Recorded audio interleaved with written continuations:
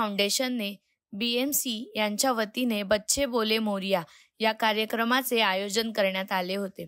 या कार्यक्रमात संपूर्ण मुंबईतील महानगरपालिका शाळेच्या विद्यार्थ्यांनी नैसर्गिक आणि जैवविघटनशील पदार्थांपासून तयार केलेल्या पर्यावरणपूरक गणेश मूर्तींचे अनावरण करण्यात आले। वरळी येथील डोम स्टेडियम येथे हा कार्यक्रम पार पडला।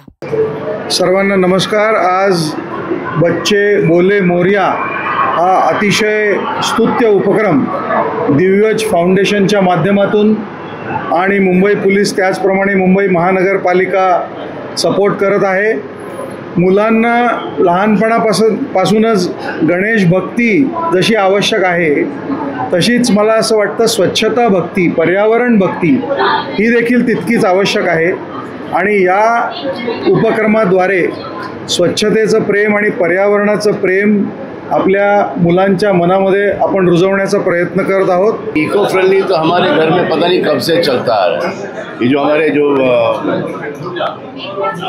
जितने भी सीनियर सिटीजन हैं ये इसको बिलीव नहीं करते। बिलीव करना चाहिए, हमेशा बिलीव करना चाहिए।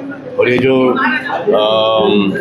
ये जब तक प्योरिटी नहीं होगी किसी फेस्टिवल में और मान्यता में तो फिर वो क्या होता है, ये मिलावट का थोड़ी आप गणेश बना सकते हो। It has to be very pure Ganesh, ताकि वो जब जाए जब विसर्जन हो जाए तो एकदम आराम से मेल्ट हो जाए।